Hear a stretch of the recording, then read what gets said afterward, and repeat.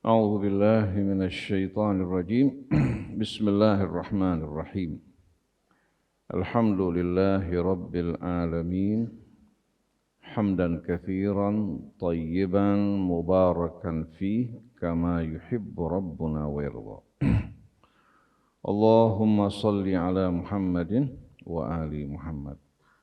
السلام عليك يا رسول الله. Assalamu alayka ayyuhal mab'utsu rahmatan lil alamin. Assalamu alayka ayyuhan nabiyyu wa rahmatullahi wa barakatuh. Assalamu alayna wa ala ibadillahis salihin. Wassalamu alaikum warahmatullahi wabarakatuh.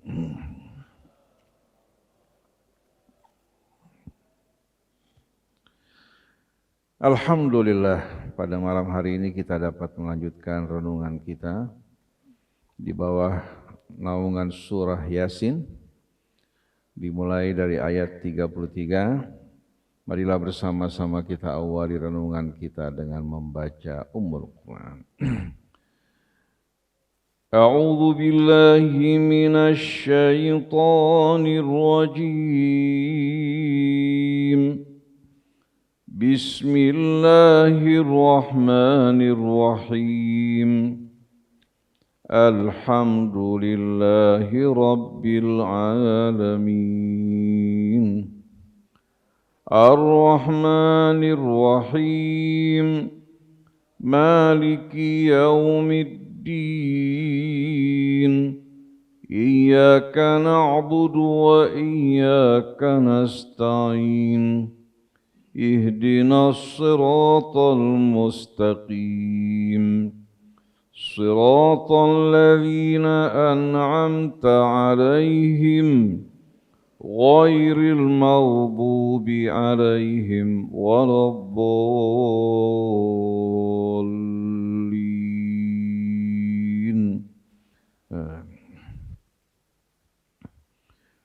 وآية لهم الأرض الميتة أحييناها وأخرجنا منها حبا فمنه يأكلون وجعلنا فيها جنات من نخيل وأعناب وفجرنا فيها من العيون ليأكلوا من ثمره وما عملته أيديهم أفلا يشكرون. سبحان الذي خلق الأزواج كلها مما تنبت الأرض ومن أنفسهم ومما لا يعلمون. وآية لهم الليل نسلخ منه النهار فإذا هم مظلمون. والشمس تجري لمستقر لها ذلك تقدير العزيز العليم. والقمر قدرناه منازل حتى عاد كالعرجون القديم. لا الشمس ينبغي لها أن تدرك القمر ولا الليل سابق النهار وكل في فلك يسبحون. صدق الله العظيم. صدق الله العظيم. وصدق رسوله الكريم ونحن على ذلك من الشاهدين. Para jamaah hadirin hadirat yang dirahmati Allah. Pada ayat-ayat yang tadi kita baca, Allah menerangkan kepada kita ayat-ayat atau tanda-tanda kebesaran dan keagungannya. Juga ayat-ayat yang membuktikan bahwa Allah Subhanahu wa Ta'ala Maha Kuasa untuk menghidupkan makhluk-makhluk yang telah mati. sebagaimana Allah menghidupkan mereka untuk pertama kalinya. Di sini berbicara mengenai rahasia kehidupan, juga berbicara mengenai rahasia kelamin yang terbagi kepada pria, wanita, jantan, dan betina, juga kepada positif dan negatif. Seperti yang kita saksikan cahaya lampu ini, tidak mungkin hanya dengan apa? Dengan positif secara mandiri akan melahirkan cahaya, begitu pula tidak mungkin hanya dengan yang negatif akan melahirkan cahaya. Kemudian berbicara mengenai rahasia cahaya dan kegelapan, yang semua ini sebetulnya merupakan tanda-tanda kebesaran dan keagungan Allah Subhanahu wa ta'ala.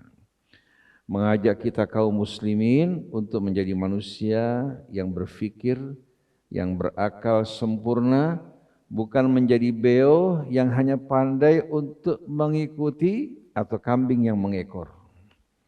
Maka seorang yang beriman adalah seorang yang berakal, seorang yang bekerja atas dasar ilmu, dan hatinya betul-betul penuh dengan kerendahan ketawaduan di hadapan kebesaran dan keagungan Allah. Nah, mari bersama-sama kita mulai renungan kita. Wa ayatul lahumul ardul maitatu ahyainaha wa akhrajna minha habban faminhu ya'kulun. Dan suatu tanda bagi mereka, maksudnya bagi kita semua hamba-hamba Allah. Al-ardul maitah, tanah bumi yang tadinya dalam keadaan mati. Ahyainaha, kami hidupkan kembali. Begitu Allah turunkan butiran-butiran hujan, tanah yang kering kerontang, rumput-rumputan yang hitam dalam keadaan hangus terbakar. Begitu Allah turunkan hujan, kembali denyut kehidupan kita saksikan. Dari kering berubah warnanya yang tadinya kerontang, kuning dan hitam, berubah menjadi hijau permai. Kita saksikan bagaimana lahirnya kehidupan bisa kita saksikan, tapi rahasia dan hakikatnya tak ada satupun makhluk yang menguasainya. Wa akhrajna minha habban faminhu ya'kulun.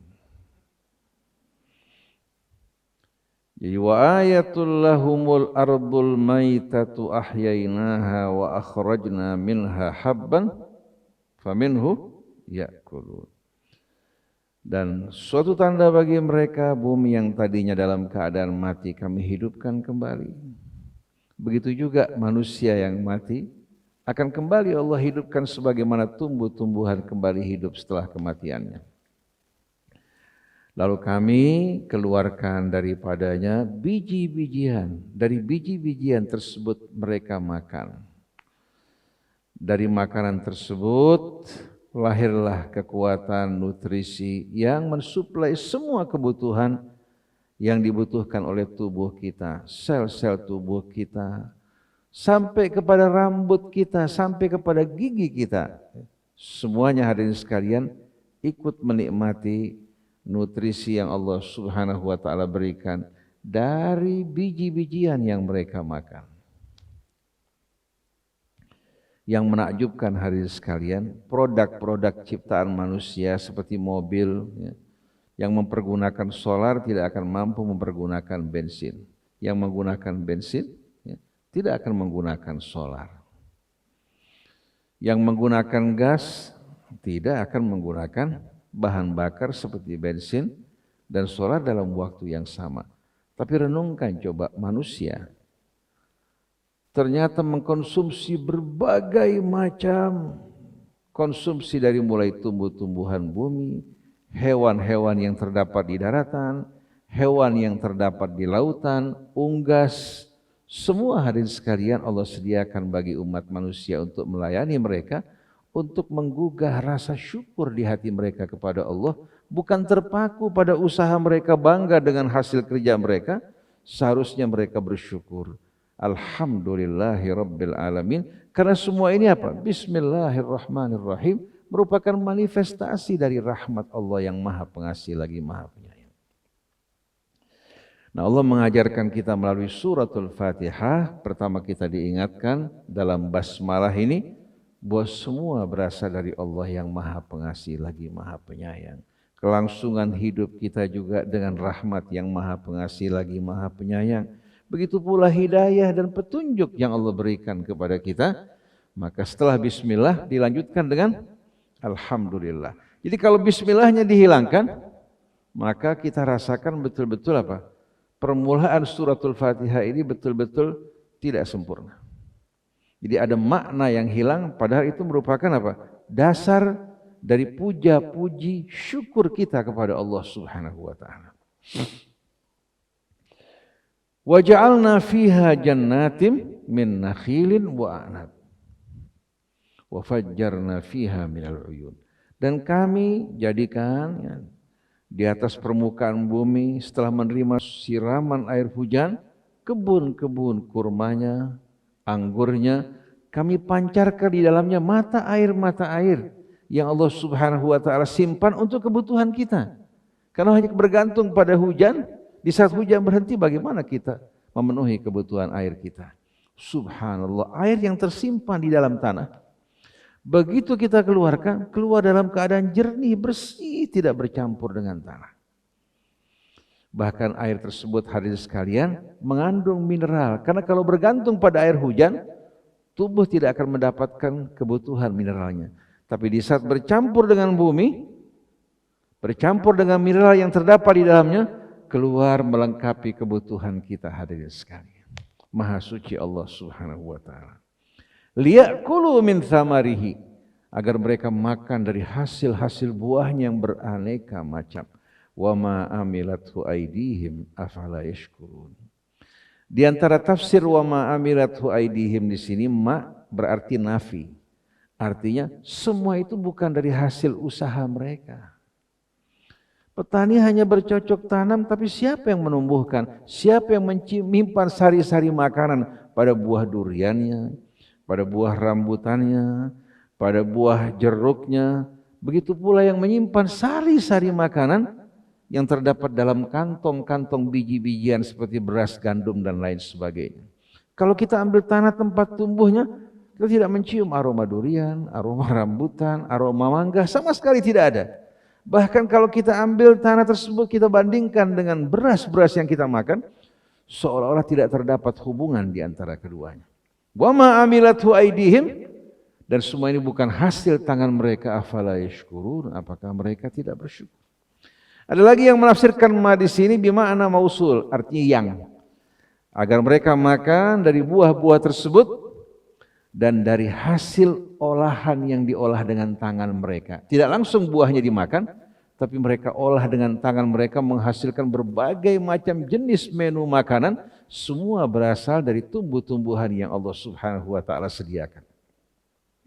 Orang makan hari sekali bubur kacang hijau, makan getuk, makan roti, semua itu kan dari apa? Dari apa yang mereka olah dari tumbuh-tumbuhan bumi. Kedua makna ini bisa masuk hadirin sekalian ke dalam apa?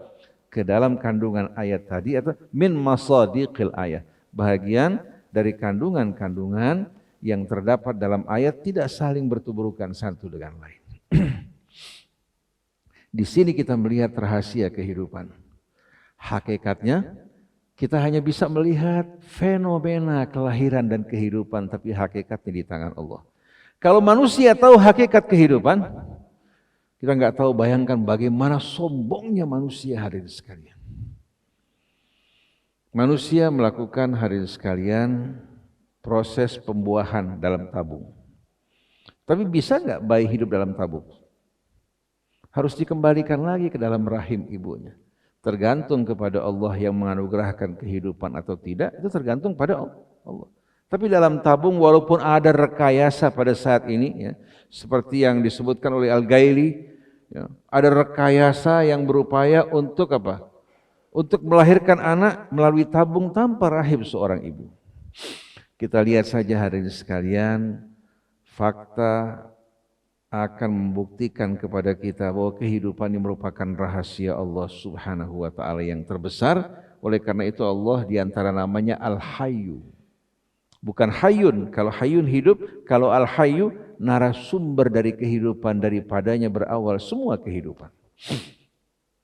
liya'kulu min thamarihi wa ma amilathu aydihim afala yashkurun. Di sini kita melihat rahasia kehidupan yang lahir dari kematian. Sebagaimana dalam surah Al-Qaf, wa nazzalna minas sama'i ma'an mubaraka fa ambatna bihi jannatin wa habbal hasid wa nakhla basiqatin laha tal'un nabid rizqan lil ibad wa ahyayna bihi baldatan maita kadzalikal khuruj. Kami turunkan butiran-butiran air hujan dari langit yang penuh dengan keberkahan. Kenapa? Karena dengan sebab air kita hidup, tumbuh-tumbuhan, hewan, semua berasal dari air hadirin sekalian. Oleh karena itu Allah bilang wa nazzalna minas sama'i ma'an mubaraka fa'ambatna bihi jannatin.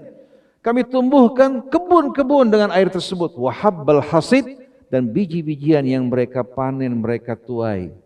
Untuk bertahan lama Allah bungkus dengan kulitnya agar kita pergunakan pada saat diperlukan. Wa nakhla basiqatin laha tal'un nabid, dan pohon korma yang menjulang tinggi dengan buahnya yang tersusun-susun dengan begitu indah. Kalau di Indonesia, pohon mangganya yang menjulang, hari sekali berbagai macam pohon-pohonan yang menghasilkan buahnya tanpa usaha kita semua. Kita hanya di perantara yang tidak berarti, tapi yang menumbuhkan, membuahkan adalah Allah. Wa ahyayna bihi baldatan maita, dengan air juga tanah-tanah yang mati kering kerontang kami hidupkan kembali.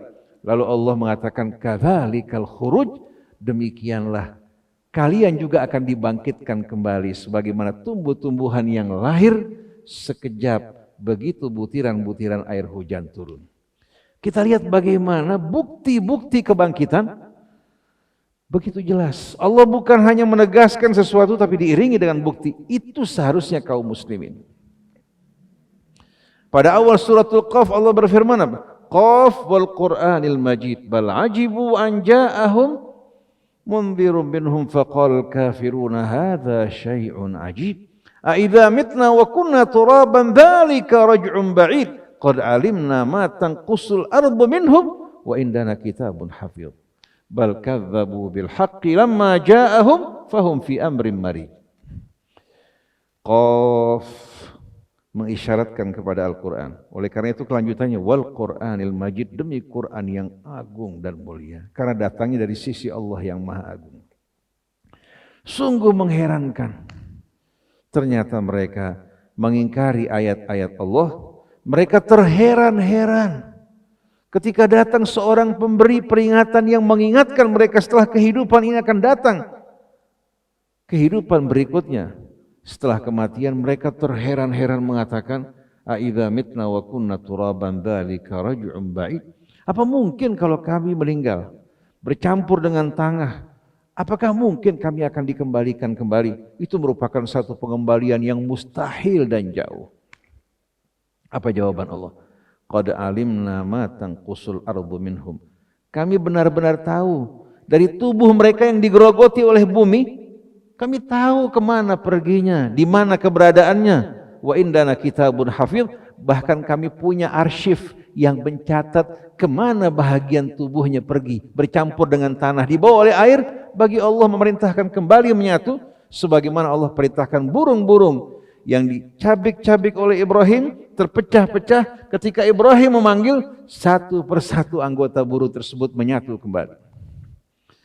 Qad alimna ma tanqusul ardu minhum, kami tahu bahagian dari diri mereka yang digerogoti oleh bumi. Wa indana kitabun hafidh, kami punya catatan arsip yang mencatat semua itu. Tahu tidak hadirin sekalian, manusia dengan penemuan-penemuan mereka saat ini, ya, mampu untuk mengembalikan sesuatu ke asalnya walaupun telah bercampur menjadi satu. Bahkan dari barang yang kotor. Maaf agak sedikit kurang menyenangkan contohnya, tapi ini sebagai gambaran keingkaran manusia, ya, dan juga sebagai bukti kebesaran keagungan Allah. Saya baca dalam sebuah brosur, ya, yang beredar, ya, melalui media online, kira-kira mungkin sekitar 10 tahun yang lampau atau lebih. Jepang karena takut terjadi peperangan dan kehancuran, mereka berusaha untuk mempersiapkan cadangan pangan sampai kepada apa? cara yang paling betul-betul apa? Menjijikkan. Mereka berupaya untuk mengembalikan nutrisi pada kotoran manusia yang terdapat pada kotoran manusia ya, yang tidak tercerna, mereka kembalikan ya kepada apa? Asalnya. Setelah itu mereka membuat sosis dan lain sebagainya. Bukan untuk dimakan, tapi dengan pikiran pertimbangan mereka akan mempersiapkan kebutuhan pangan nanti di saat manusia kehabisan pangan akibat perang dan kehancuran. Lalu kenapa mereka harus perang saling menghancurkan? Kenapa mereka tidak berdamai dan berjalan di jalan Allah Subhanahu wa taala? Jadi betapa mudahnya bagi Allah untuk menghidupkan manusia setelah kematiannya dan tubuh mereka dikembalikan ke asalnya. Saya berikan contoh yang lain. Satu bidang tanah ditumbuhi oleh beberapa pohon. Pohon nangka, pohon durian, pohon sukun yang kita lihat sejenis dan cempedak. Tumbuh di tanah yang sama, disirami oleh air yang sama. Pernah nggak hari ini melihat pohon cempedak keluar buahnya nangka? Atau buah nangka keluar cempedak? Pernah nggak? Masing-masing pohon mengeluarkan buahnya tidak pernah keliru. Padahal tumbuh di wilayah yang sama, disirami oleh air yang sama, terkena juga sengatan matahari yang sama, tapi tidak pernah terjadi kekeliruan. Bahkan saya pernah menyaksikan sebuah percontohan, satu pohon mangga, batang akarnya itu mangga daging. Lalu mereka stek taruh batang mangga harum manis. Satu lagi Indramayu, satu lagi hadirin sekalian mangga golek. Ada 4 jenis mangga. Subhanallah, batang yang mengeluarkan mangga golek keluar mangga golek. Yang harum manis keluar harum manis. Yang Indramayu keluar Indramayu, padahal berada pada batang pohon apa? Pohon mangga daging. Tidak keliru. Bagaimana Allah akan keliru? Pohon mangga tidak keliru. Betul gak hadirin sekalian? Jadi manusia ini kalau mau berpikir berakal sempurna, dari tanda-tanda kebesaran keagungan Allah Subhanahu wa taala mereka akan menemukan keajaiban yang luar biasa. Lalu kita bertanya, kalau memang kita akan dibangkitkan kembali setelah kehidupan ini, kemudian datang kematian, lalu apa yang kita akan bawa menghadap ke hadapan Allah? Di saat Allah bertanya tentang sikap kita, syukur kita kepada Allah. Banyak manusia yang Allah anugerahkan berbagai macam nikmat, tapi lupa kepada Allah. Seperti yang diucapkan Qarun, qala innama utituhu ala ilmin indi. Dibilang saya dapatkan semua dari hasil usaha saya. Seperti orang-orang Arab, Badui mengatakan hadza min araq jabini wa kaddi yamini. Ini dari keringat yang ngucur dari jidat saya dan usaha saya. Mali wa malak. Ada urusan apa antara saya sama kamu? Dia lupa bahwa semua itu termasuk dirinya, kesehatannya berasal dari Allah Subhanahu wa taala. Oleh karena itu buat kita semua, terutama sekali anak-anak yang sedang tumbuh ini, kalau disirami dengan iman, disirami dengan syukur dan ketakwaan pada Allah, akan lahir manusia-manusia yang benar-benar mulia, tahu menempatkan dirinya di tempat yang akan membawa kemuliaan buat dirinya, juga kemuliaan buat keluarganya. Akan menjadi sebutan yang indah sebagai hamba-hamba yang bersyukur kepada Allah Subhanahu wa taala dan berjuang di jalannya untuk menegakkan kebenaran, bukan untuk memperjuangkan hawa nafsunya. Jadi harapan di masa akan datang pada antum-antum ini yang muda belia. Kalau kita orang-orang yang berada pada masa-masa penantian. Karena kalau orang sudah berusia lebih 60 tahun, itu merupakan sebetulnya persiapan baginya untuk kembali kepada Allah. Rambut yang memutih, tubuh yang melemah, mulai hadirin sekalian, sedikit saja hadirin sekalian mengalami gangguan, daya tahannya tidak sama dengan anak-anak kita yang pada saat muda usia.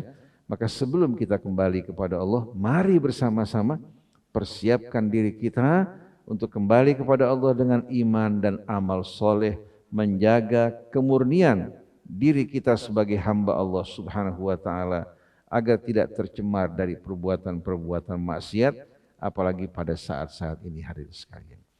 Untuk ayat-ayat berikutnya berbicara mengenai rahasia cahaya kegelapan, Kita akan lanjutkan insya Allah pada hari esok. Kita buka sesi tanya jawab bagi anak-anak kita atau bagi ikhwan yang mau bertanya, kita persilahkan. Silakan.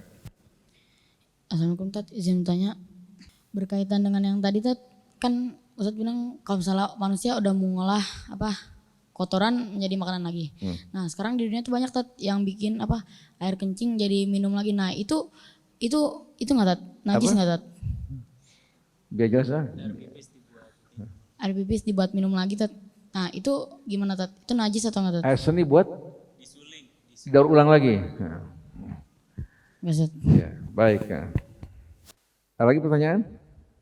Pak Teddy silakan. Assalamualaikum warahmatullahi wabarakatuh. Waalaikumsalam warahmatullahi. Yang saya tanyakan, Ustaz,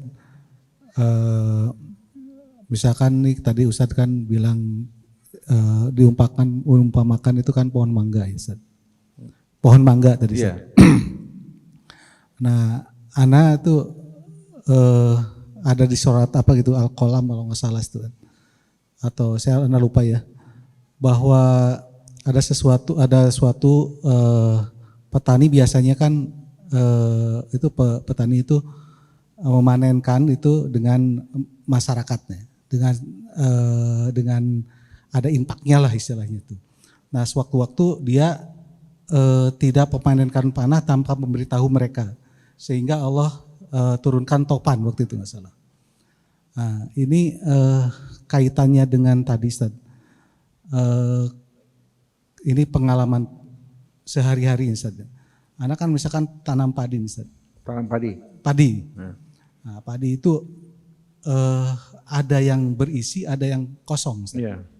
Apakah ada pengaruhnya dari situ atau gimana Ustaz? Dari kemaksiatan dan lain sebagainya. Iya. Baik. Assalamualaikum warahmatullahi wabarakatuh. Waalaikumsalam. Sekarang di negeri kita ini, di daerah-daerah biasanya yang dilarang untuk kita mengambil air tanah, ya, itu sisa-sisa limbah atau air didaur ulang kembali.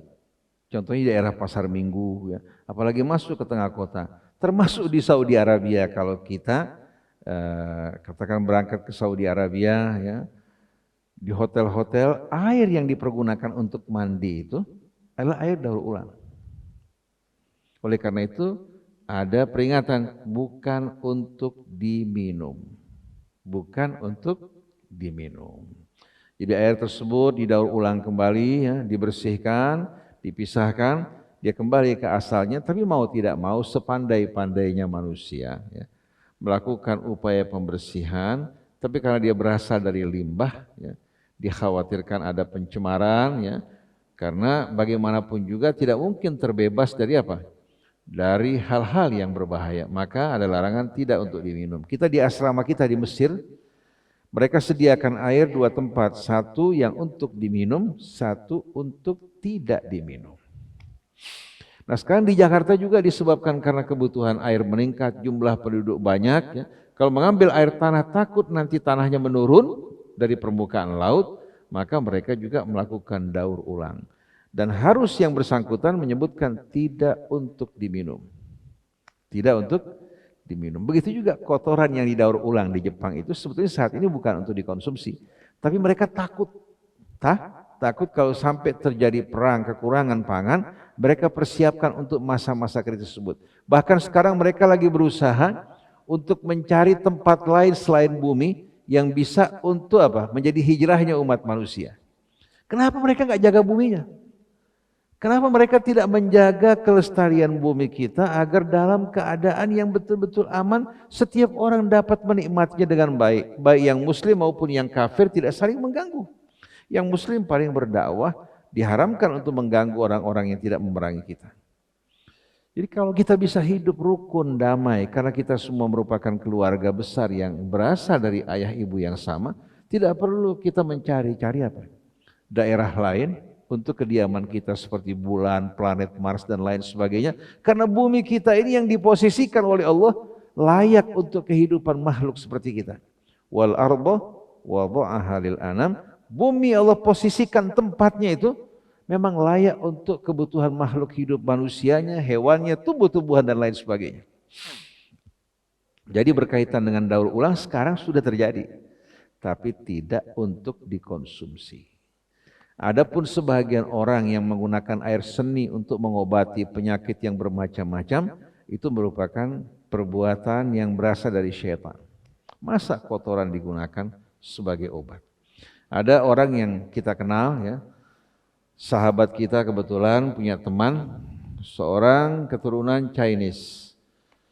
Kesian dia terpedaya oleh berbagai macam, diantaranya brosur yang mengatakan bahwa air seni bisa mengobati berbagai macam penyakit. Akhirnya dia konsumsi. Pertama tidak ada akibat apa-apa. 1 kali, 2 kali, enggak lama kemudian mulai dia kena gangguan penyakit yang bermacam-macam, gagal ginjal, kerusakan hati, akibat mengkonsumsi kotoran yang seharusnya kita buang. Allah ciptakan untuk dibuang, dibersihkan. Tahu-tahu mereka konsumsi bukan menjadi obat tapi menjadi petaka. Padahal Allah mengatakan yuharrimu alaihimul khaba'ith, yuhillu lahumut thayyibat wa yuharrimu alaihimul khaba'ith. Allah menghalalkan segala yang baik, mengharamkan segala yang busuk yang berdampak buruk pada kita semuanya.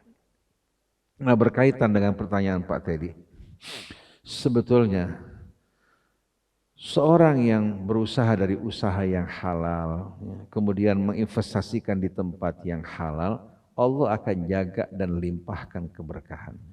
Sesuai dengan firman Allah, walau anna ahlal qura amanu wattaqau lafatahna alaihim barakatim minas sama'i wal ardh. Apabila penduduk negeri beriman dan bertakwa, kami akan bukakan bagi mereka keberkahan kami dari langit dan bumi. Dia berusaha dengan halal, ya, di tanah yang halal, dia keluarkan kewajiban dan haknya, Allah jaga. Ada satu kejadian di daerah Kerawang. Ada satu jamaah dari Belanda kirim uang minta diinvestasikan di tanah pertanian. Maka dia beli tanah yang cukup luas di samping tanah dia. Tanah dia dari usaha yang halal, sedangkan berapa hektar tanah yang dibeli dari hasil uang narkoba. Dia kebetulan jual narkoba di sana, keuntungannya diinvestasikan untuk hari depan dia. Dia beli sawah. Si pemilik tanah yang beli dari yang halal, dia urus, dia rawat dengan baik, sesuai dengan pesanan temannya di Belanda, dia juga suruh orang untuk menggarap. Subhanallah, tahu-tahu sawah dilanda oleh hama orang. Ternyata sawahnya ini orang yang dari Belanda habis semua. Sawah dia berapa petak, di sebelahnya terjaga, terpelihara. Jadi kita harus tahu, baik itu hama orang maupun belalang, dia tidak bekerja dengan sendirinya, dia bekerja dengan izin Allah Subhanahu wa ta'ala. Jadi orang-orang yang berusaha dari usaha yang halal, Allah berkahi hidupnya. Tapi yang berusaha dari yang haram, dengan mudah Allah hancurkan apa-apa yang ditanamkan. Seperti firman Allah, "Qul la yastawil khabithu wat thayyib walau a'jabaka kathratul khabith fattaqullaha ya ulil albabi la'allakum tuflihun." Katakan tidak sama yang busuk dengan yang baik. Walaupun jumlah yang busuk begitu banyak, tidak sama dengan yang thayyib walaupun sedikit. Maka bertakwalah kalian kepada Allah dalam usaha kalian agar kalian sukses dan beruntung. Ada sebuah kisah pada kira-kira tahun 1900 katakan 40-an sebelum peperangan dunia kedua. Satu orang kirim barang dari Jakarta menuju Hadramut dan berlabuh di Aden. Pelabuhan Aden ini pelabuhan yang strategis. Subhanallah, tahu-tahu yang dari Indonesia dengar kabar bahwa kapal tersebut tenggelam di pelabuhan. Jadi belum sampai masuk ke pelabuhan, kapal tenggelam. Kebanyakan yang mengirim barang ini adalah orang-orang yang berusaha dari riba, rentenir. Kebanyakan rentenir. Hanya satu pengusaha yang mengirim barangnya ke Hadramut dari usaha yang bersih. Waktu berita sampai ke Indonesia bahwa kapal tenggelam dan barang-barangnya juga hilang, yang berusaha dari yang halal mengatakan barang saya tidak akan hilang. Mereka bilang, anta majnun, kapal tenggelam dengan isi-isinya, kamu bilang barang kamu tidak. Dia bilang, Allah berjanji untuk menjaga barang saya. Allah berjanji untuk menjaga barang saya. karena barang saya dari usaha yang halal. Subhanallah, dalam upaya penyelamatan, ya, memang orang-orang selamat, sebagian barang hilang, betul barang orang tersebut selamat. Mau bilang apa hari sekalian? Waman asdaqu minallahi qila, waman asdaqu minallahi haditha. Siapa yang ucapannya lebih tepat daripada Allah? Oleh karena itu harta bukan dilihat dari banyaknya, tapi dari usahanya. Demikian pula saluran pengeluarannya. Kalau harta kita simpan di bank cuma angka. Belum tentu angka tersebut bermanfaat buat kita. Bisa kita yang capek banting tulang, tahu-tahu apa? Pergi ke tangan orang lain. Seperti pejabat-pejabat yang korup. Menghasilkan harta dari cara korupsi. Dia kumpulkan dengan susah payah. Tahu-tahu begitu dia berhenti, Allah Subhanahu wa ta'ala kirimkan hari ini sekalian bencana terhadap dirinya. Seperti ada seorang pengusaha yang berusaha dari yang haram bekerja sama dengan para pejabat, pindah ke Sukabumi, dia beli rumah, tempat yang mewah. Tahu-tahu tidak lama kemudian mulai istrinya kena kanker, berobat, menghabiskan uangnya, mobilnya, rumahnya dijual. Enggak lama kemudian suaminya satu persatu kena bencana karena dari barang-barang yang diharamkan Allah. Oleh karena itu Nabi Yusuf lebih suka masuk penjara, tinggal di penjara yang sempit, daripada menuruti kemauan wanita-wanita yang menggoda dirinya. Dia mengatakan, Rabbis sijnu ahabbu ilayya mimma yad'unani ilai, wa illa tasrif anni kaidahunna asbu ilaihinna wa aku minal jahilin. Wahai Tuhanku, daripada aku ikuti kemauan mereka, aku lebih suka penjara daripada mengikuti kemauan mereka. Mengikuti kemauan mereka membuat hati terus berdosa bersalah. Hati terpenjara, tapi dalam penjara dia merasakan kebebasan, kemerdekaan. Kalau engkau tidak palingkan aku dari mereka, aku khawatir aku akan terbayang-bayang, tergoda pada mereka, akhirnya menjadi orang-orang yang bodoh. Orang yang beriman tahu bahwa kebebasannya bukan dalam kekayaan, bukan dalam fisik yang bebas, tapi jiwa yang terbebas dari penjayahan hawa nafsunya. Mudah-mudahan kita semua Allah masukkan dalam rahmatnya, ampuni dosa-dosa kita semua, dan jadikan anak-anak kita sebagai orang-orang yang berguna, yang membahagiakan orang tuanya, berguna untuk bangsa negara. Begitu pula kita yang sudah berada hari ini sekalian pada usia dewasa dan tua, Allah berkahi sisa hidup kita, ampuni dosa kita, dan Allah terima amal-amal kita, tutup dalam keadaan husnul khatimah, kumpulkan kita bersama Nabi kita Muhammad sallallahu alaihi wa alihi wasallam.